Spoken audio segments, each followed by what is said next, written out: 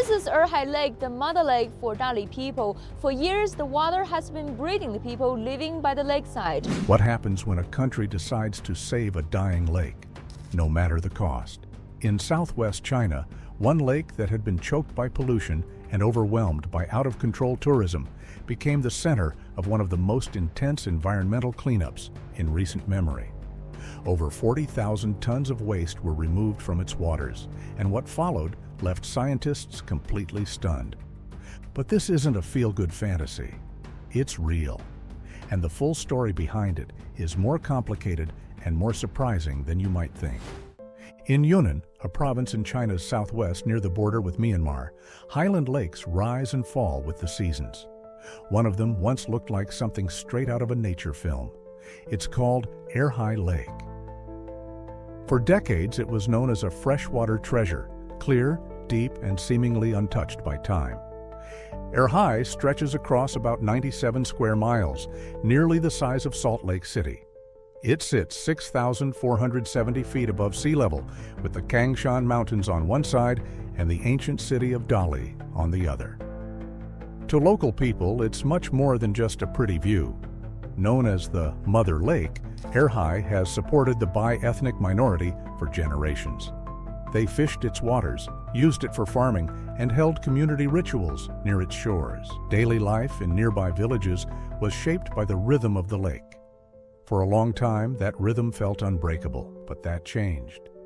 In the early 2000s, Dali, a city known for its old temples, tiled rooftops, and quiet charm, caught the eye of China's growing middle class. With domestic tourism booming, Erhai Lake shifted from a peaceful getaway into a must-visit hotspot. Tourists came by the millions, all chasing mountain views and sunset photos for social media. Between 2013 and 2016, the number of visitors each year soared past 40 million. That's more people than the entire population of California, squeezed into one small area. Local business owners rushed to keep up. Farmhouses became stylish hotels, lakeside farmland turned into rooftop cafes, and quiet villages transformed into what some news outlets called Instagram towns. In Shuanglang, a lakeside community once centered on fishing, more than 1,800 guest houses popped up. The growth was fast, exciting, and totally unregulated. That was the real issue. Most of this new development happened without proper approval. A lot of businesses skipped the paperwork, which meant they skipped proper sewage systems too. A government report later shared by Chinese media said hundreds of cafes and guest houses were dumping untreated wastewater straight into Erhai or into roadside drains that led there. Grease, soap, bleach, and raw sewage all flowed into the lake. Solid waste was just as bad. During peak tourist seasons, thousands of pounds of trash were left behind every day. Plastic bags, water bottles, and food wrappers piled up around the lake, and much of it ended up in the water. Locals said the town's basic services couldn't keep up. The sewer system was outdated, garbage trucks were overwhelmed, and as long as the money kept rolling in, almost no one was asking hard questions. Some people did want to ask hard questions, but from the outside, Erhai still looked perfect. Drone videos showed still blue waters, distant mountain peaks, swans gliding past paddle boats, everything you'd expect from a postcard. But that beauty was only skin deep. Fishermen who had worked the lake their whole lives started coming back with empty nets. One of the clearest signs that something was wrong showed up as a thick, green slime. Algae blooms began to spread across the water in the spring and summer, fed by nitrogen and phosphorus leaking in from fertilizers and sewage. Water tests showed rising chemical levels. Deeper parts of the lake started losing oxygen. Native water plants began to disappear. One of them, Otelia acuminata, which used to grow all along the shoreline, was nearly wiped out. Locals noticed the shift. Farmers began complaining about odd smells in their irrigation water. Some tourists mentioned a musty odor along certain parts of the lake. Quietly, guest house owners started installing air filters inside to keep reviews from dropping. A few places just shut down without a word. In 2016, an environmental scientist named Xiao Ying spoke to a Yunnan-based NGO and called what was happening an invisible collapse. On the map, Erhai still looked the same, but beneath the surface, the lake was starting to die. Even with all the warning signs, the response was slow. Local officials gave vague reassurances, news reports were scattered, developers kept building, landlords kept renting. Everyone was counting on the next busy tourist season, but by 2016 it was impossible to ignore. In some areas, you couldn't see more than 3 feet into the water. People swimming or kayaking started reporting floating trash and greasy patches on the surface. Fish populations had dropped by more than 60% in less than 10 years, according to one study that later made its way into regional media. Still, most people didn't realize how serious it was. Tourists came and went without noticing. Even many residents, though worried, had gotten used to how things were. Then came the turning point. In early 2017, behind closed doors, local officials made a decision. Enough was enough. What came next would become one of the biggest environmental cleanups China had ever attempted. They planned to shut down businesses, tear down illegal buildings, install new waste pipelines, and most dramatically, remove over 40,000 tons of trash from the lake, the shoreline, and its feeder streams. What they uncovered during that massive cleanup and what the lake looked like afterward left even veteran scientists stunned. And that's where the real story begins, the tipping point. By 2016, the warning signs couldn't be ignored. Erhai Lake, once praised for its rich wildlife and clear beauty, was on the edge of collapse. The fears that environmental experts had quietly discussed for years were now happening in full view. The water was different. Life in it was disappearing. No Instagram photo or tourist video could cover that up anymore. The most obvious warning came during spring, when a thick green scum spread across parts of the lake. It was blue-green algae, cyanobacteria. This algae wasn't just an eyesore, it was dangerous. Blue-green algae is a toxic organism that thrives in warm, nutrient-packed, low-oxygen water. When it blooms, it spreads fast. It can cover entire lakes in thick mats that block sunlight, suffocate fish, and make the water unsafe to touch. People living around Erhai had seen small patches before, but this time the bloom was massive. It could be seen from the air, stretching for miles. It was so thick it tangled fishing nets and clogged boat motors. It wasn't just ugly, it was deadly. Field research from a Yunnan University ecology team linked the bloom to a major die-off of native water plants. One in particular stood out, Otelia acuminata, a flowering plant found only in Yunnan's plateau lakes. Otelia helped keep the lake healthy. It gave off oxygen and offered shelter to tiny aquatic creatures. Its collapse was a huge red flag. Scientists knew what it meant. The lake's natural balance had broken down. That same year, an environmental technician named Li Xiaoyun ran tests along the shore for a local nonprofit that tracked water conditions. What she found was worse than expected. Phosphate and nitrate levels in some areas were almost twice the safe limit. "We were looking at a freshwater system on the edge of collapse," she later told reporters. And it wasn't just fish and plants that were suffering. By the end of 2016, the water quality around Erhai had dropped to what Chinese environmental officials classify as Category 3 or 4. On that scale, Category 1 is safe for drinking. Category 5 is practically unusable. For a lake that provided water for farms and supported generations of small fishing families, this was a quiet crisis. Fishermen watched their catches drop each year. In one lakeside village, several families gave up fishing altogether. They turned their boats into makeshift sightseeing tours, hoping that tourists would still come for the views, even if the fish were gone. Farmers began noticing strange colors and smells in the canals that fed their rice paddies. Some said their vegetables weren't growing right. Others said spots appeared on the leaves, making the crops impossible to sell. For them, this wasn't just an environmental problem. This was about survival. Worry turned into frustration, then anger, then doubt. If the lake was getting worse, why weren't the officials doing more? The truth was, they were watching too. By late 2016, the situation was too serious to ignore.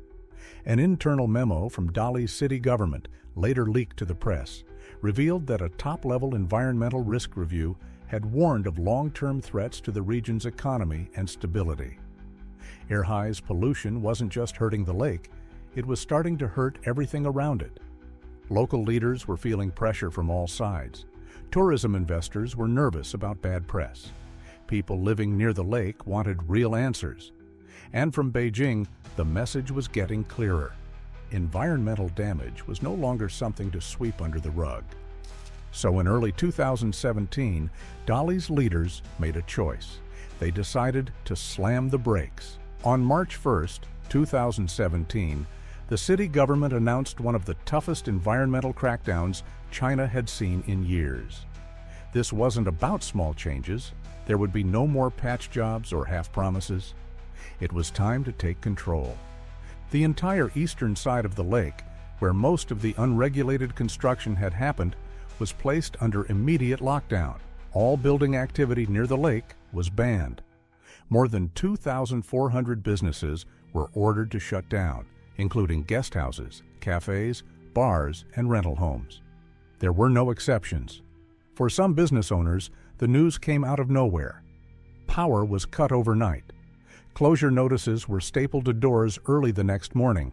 In Shuanglang, workers in bright orange vests began tearing down illegal structures less than a day after the announcement.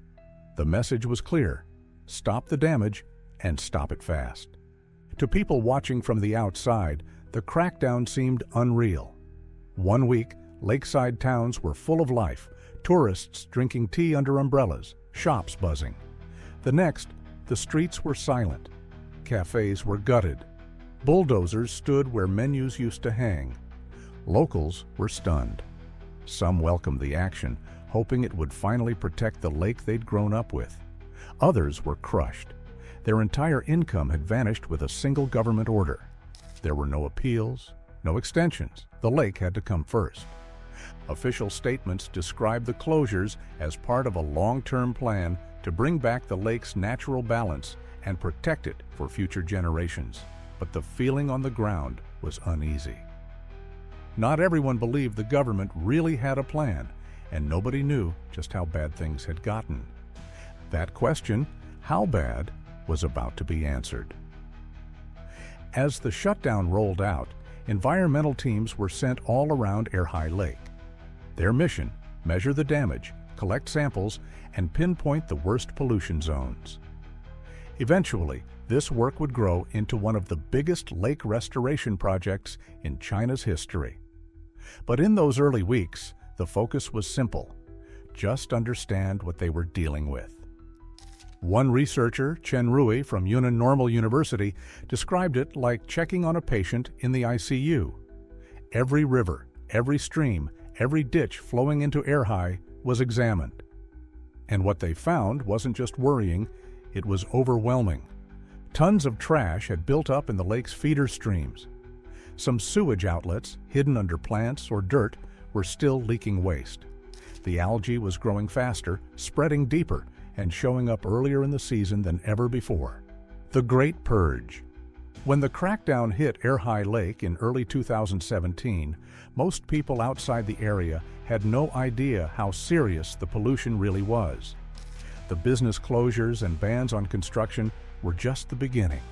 The real work, the cleanup that would stretch the limits of local workers, equipment, and even political will, was only getting started. There were more than 40,000 tons of waste. That's about the same weight as 6,500 elephants. And it wasn't just sitting on the shore in piles.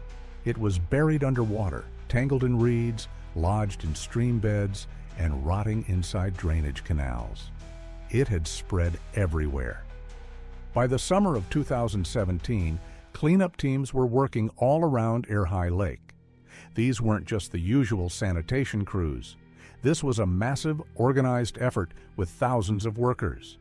Dredging machines, flatbed boats, vacuum pumps, and garbage trucks were brought in. Their goal was to remove every piece of solid waste they could find.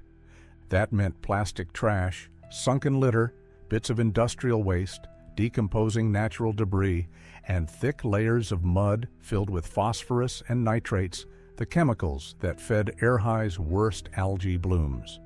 Some of the worst pollution was found in the lake's tributaries.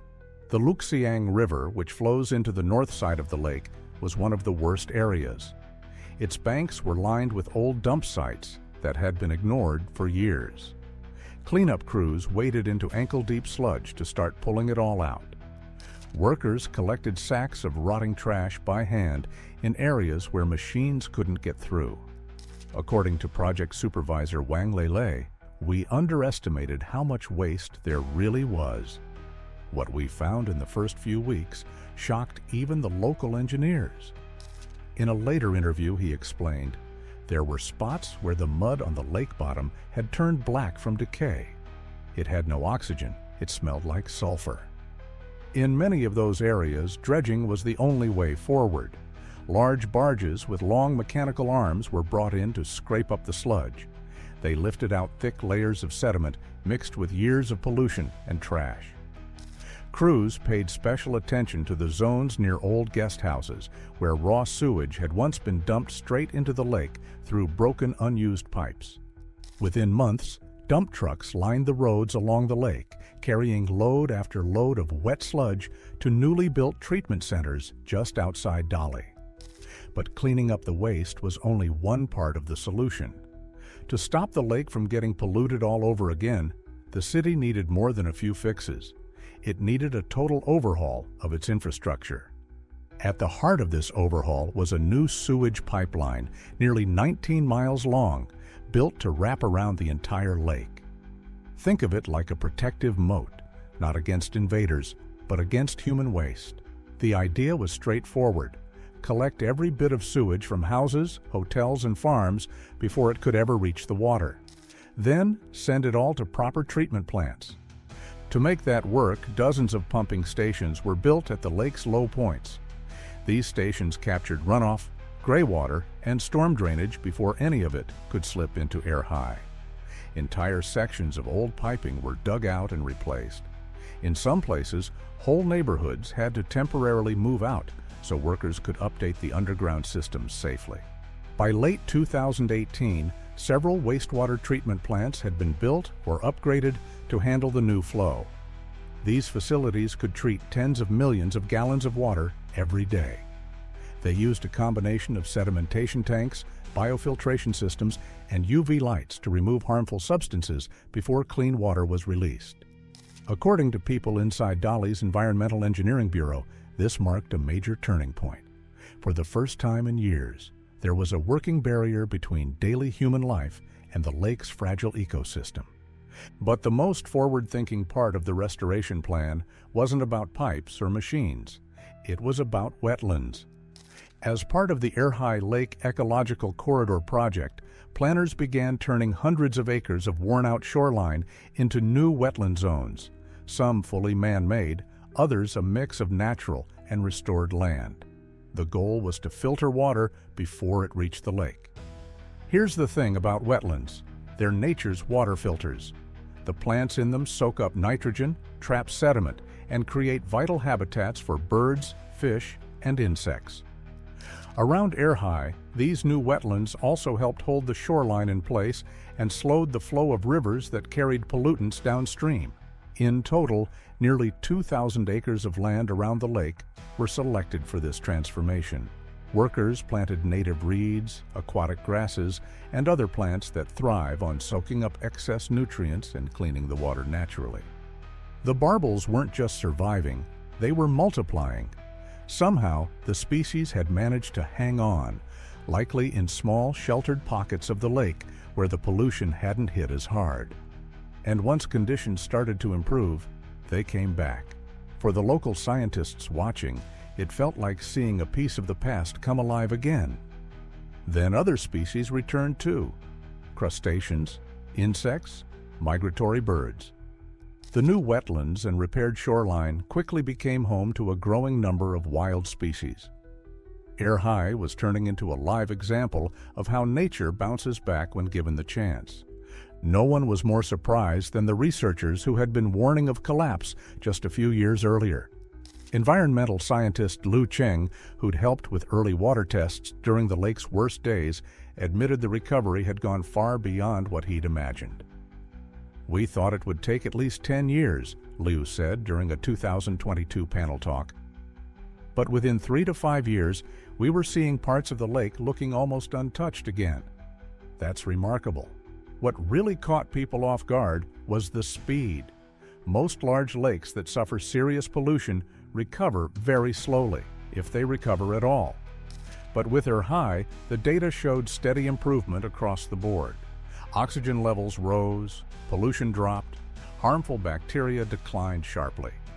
Experts credited the turnaround to a mix of factors: the large-scale engineering projects, the natural protection offered by the new wetlands, and maybe most importantly, the fact that enforcement was actually strict and consistent this time. News of Air High's comeback didn't stay in China. It spread. Environmental groups across Southeast Asia and Africa started looking to it as a model for how to save other struggling lakes.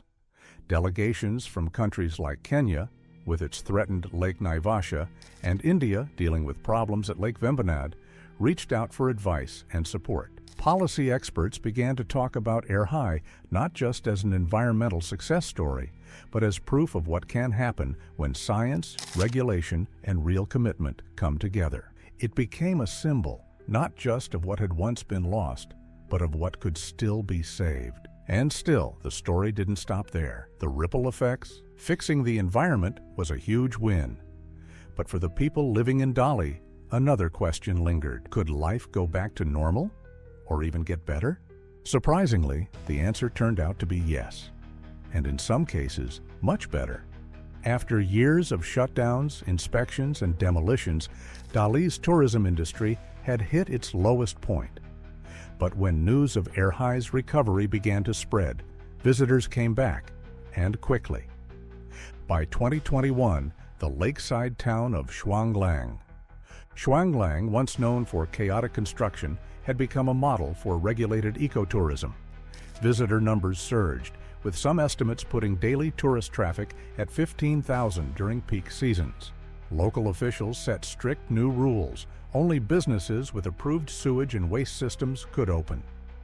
Many of the old buildings were replaced with low-impact designs that balanced beauty with sustainability.